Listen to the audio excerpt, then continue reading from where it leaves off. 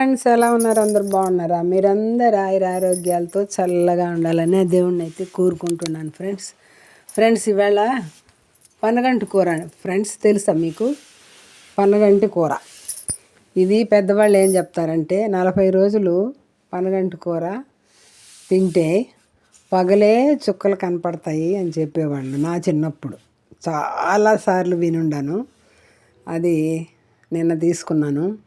నిన్న తీసుకొని శుభ్రంగా వేరడానికి 3 hours పట్టిందండి.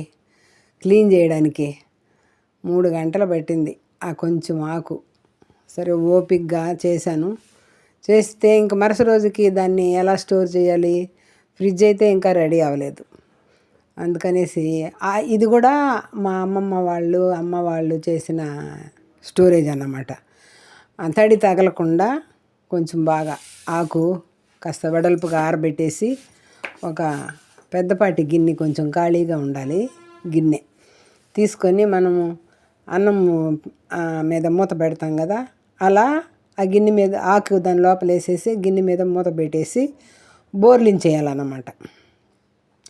మూత పెట్టి వెల్లకలు ఉంచకూడదు, బోర్లించాలి. అది తెల్లారికి ఎంత ఫ్రెష్గా ఉంటుందంటే అంత ఫ్రెష్గా ఉంటుంది. అయితే తడి అయితే ఉండకూడదు. ఆ పొద్దుటే లేసేసి నీళ్ళల్లో వేసేసుకున్నామంటే ఇంకా ఫ్రెష్ అయిపోతుంది ఆకు. అంతేనండి. అది బాండలు పెట్టి ఆయిల్ వేసి పోపేసిన వీడియో మిస్ అయింది. ప్రతిసారి ఏదో ఒక బిట్ మిస్ అవుతుందండి. నాకు ఎందుకు మిస్ అవుతుందో అర్థం కావట్లేదు. సరే చెప్తాను. బాండి పెట్టాను, ఆయిల్ వేసాను, పోపు గింజలు వేసాను. పోపు గింజల్లో ఏముంటాయండి? ఆవాలు, జీలకర్ర, మినప్పప్పు, శనగపప్పు కలిపి పెట్టుకుంటాం కదండి అందరం ఇళ్ళల్లో. ఆ గింజలు వేసాను. తర్వాత హైలో పెట్టానండి. పోపు కొంచెం వేగేదాకా సిమ్లో ఉంచుకొని ఇప్పుడు హైలో పెట్టి ఆకు కొద్దిగా వేసుకుంటూ కదుపుకుంటూ ఉంటే అది వెంటనే అణిగిపోతుంది. ఆ వేడికి, హీట్కి అణిగిపోతుంది. లేదనుకోండి బాండలు నిండిపోతుంది సిమ్లో ఉంటే. అది కింద సగం, పైన సగం, అక్కడ సగం, ఎక్కడ సగం పోతుంది. అందుకని హైలో పెట్టుకొని శుభ్రంగా అణిగిపోయిన తర్వాత ఒకసారి బాగా కింద పైకి బాగా కదిపేసుకొని సాల్ట్ వేసుకొని కొంచెం పసుపు వేసుకొని తర్వాత మూత పెట్టుకొని బాగా మగ్గించుకోవాలి. కొంచెం సాల్ట్ వేసుకోవాలి. చెయ్యి కాలిపోతుందండి, అందుకే బట్ట పట్టుకున్నాను. మసి బట్ట లేకుండా పట్టుకోవాలంటే అవుతుందండి. అంత చల్లగాలమైనా కాలుతుంది కదా, అందుకనేసి మసిబట్ట లేకుండా పట్టుకున్నాను. సుర్రుమనింది. మసిబట్ట తెచ్చుకున్నాను. ఇప్పుడు కొద్దిగా సాల్ట్ వేసేసి కొంచెం పసుపు వేసేసి మూత పెట్టేసుకోవాలి.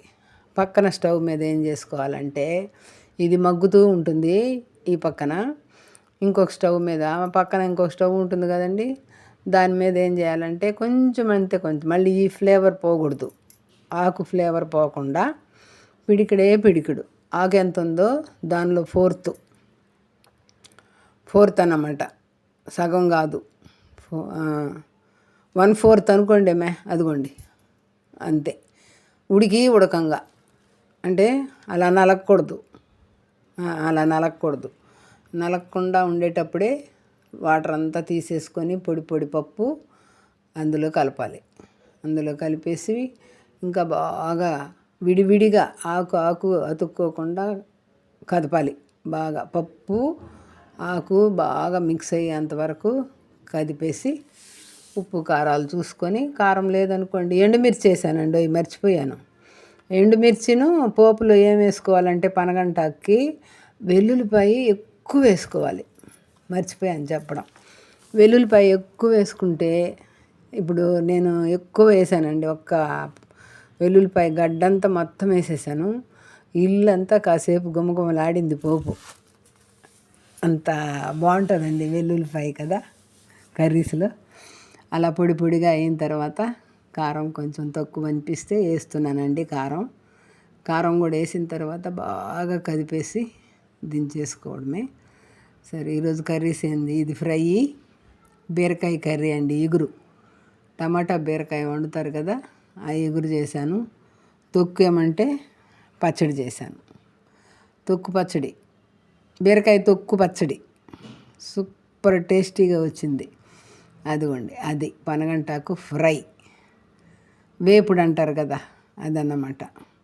ఆ చిన్న గిన్నెలోది బీరకాయ తొక్కండి, గోకుతాంగా పైన, అది పచ్చడి చేశాను. ఈ పక్క వచ్చి బీరకాయ కర్రీ చేశాను. అదండి ఈరోజు మా కర్రీస్. మీరేం వండుకున్నారో కామెంట్ చేయమని ప్రతిసారి అడుగుతున్నాను. నా మొహానికి వీసే లేవు, కామెంట్లు ఏమొస్తాయి చెప్పండి. పెట్టేవాళ్ళు కూడా పెట్టట్లేదండి కామెంట్లో, నా ఫ్రెండ్స్ కూడా పెట్టట్లేదు. నేను మాత్రము ప్రతి ఒక్కరికి లైక్స్, కామెంట్లు అయితే పెట్టలేను, కళ్ళు కొంచెం ట్రబుల్ అని చెప్పాను కదా, కామెంట్లు అయితే పెట్టలేకున్నాను. లైక్లు అయితే జబర్దస్త్గా ఇచ్చేస్తున్నానండి. వాళ్ళు చూసుకుంటున్నారో చూసుకోలేదో. Thank you for watching. Please like, subscribe.